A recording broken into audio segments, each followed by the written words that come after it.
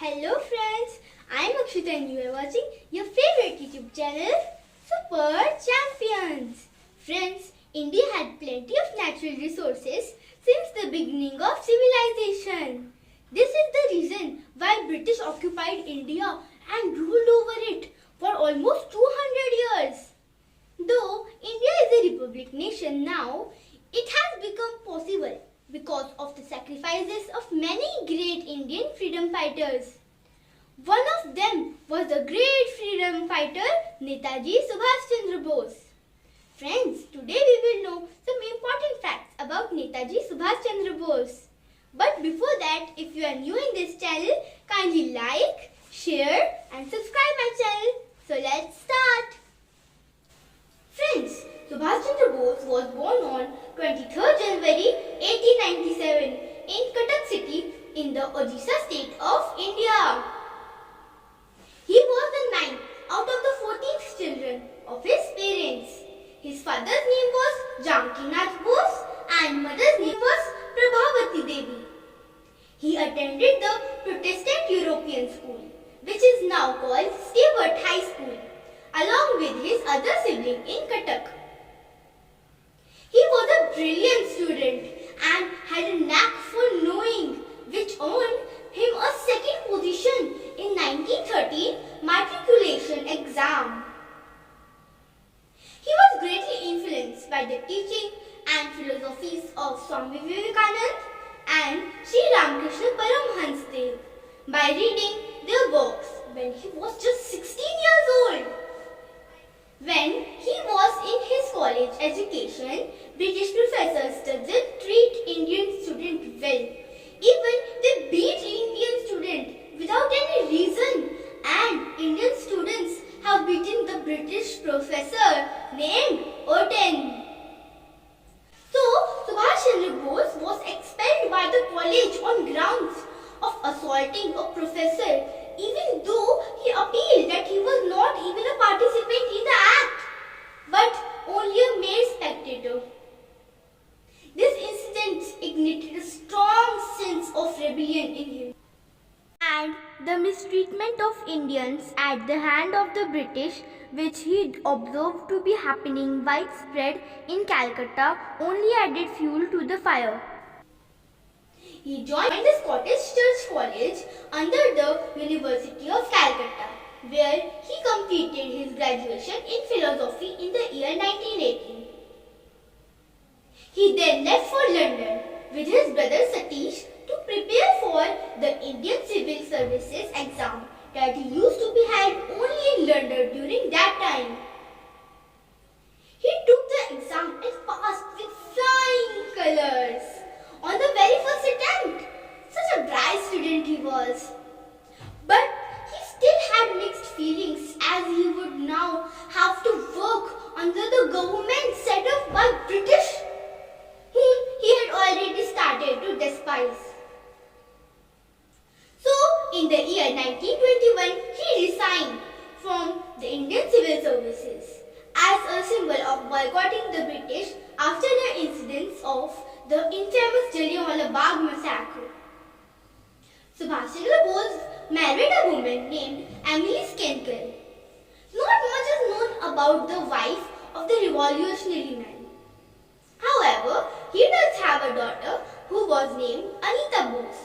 He always preferred to keep his private life very private and never talked much in a public forum.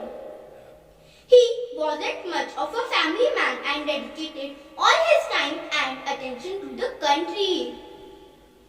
Subhash Chandra Bose joined the Indian National Congress (INC) under the influence of Mahatma Gandhi and started the newspaper called Swaraj, which means self-governance, which marks his entry into politics, and his role in the freedom struggle in India has just started. Chittaranjan Das was his mentor.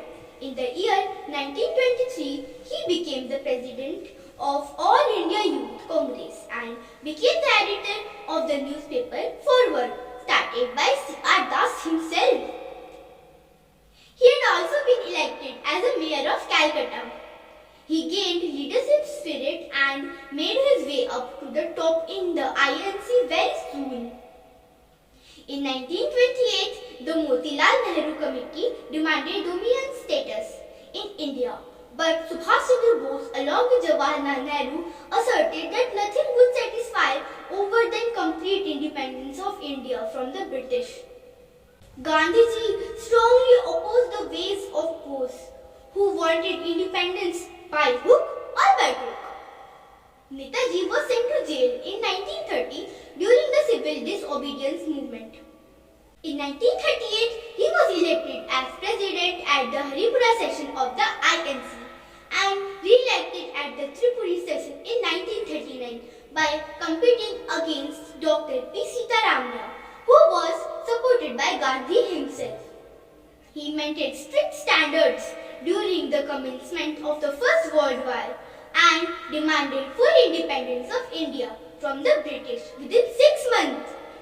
He faced many objections from inside the Congress, which led him to resign from INC and form a more progressive group called the Forward Bloc. He started a mass movement against using Indian men in the wars of foreign countries, which received immense support and voice, which led him to be put under house arrest in Calcutta.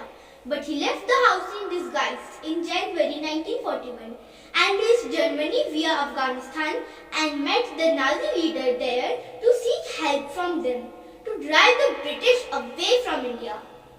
Netaji also met Adolf Hitler in 1942, who provided his summaries to him.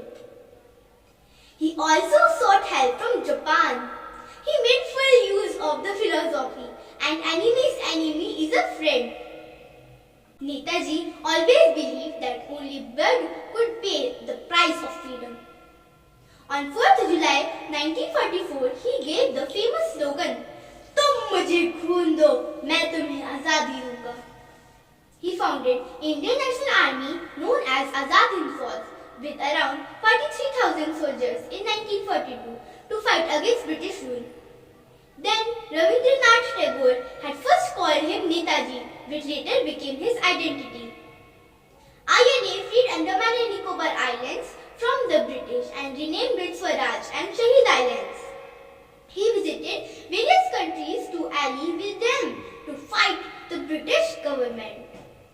With the alliance of the Japanese army, Azad Hind Force won many battles against Britishers. Subhash Chandra Bose also started Azad Hind Radio in Germany to lead its independence movement on a global platform. Netaji wrote the book The Great Indian Struggle to narrate the history of the Indian independence movement. Friends, Netaji Subhash Chandra Bose is rumored to be half killed in a plane crash in Taiwan on August 18, 1945. But it is widely believed that he was still alive for many years after that plane crash also. Netaji was a great legend who sacrificed his life and family for his motherland and died for his nation. His only aim was to see an independent India. He was a great visionary leader. His ideologies and thoughts are a source of inspiration in modern times. Thank you friends for staying with us till the end. See you in the next video. Till then, bye-bye. Jai Hind.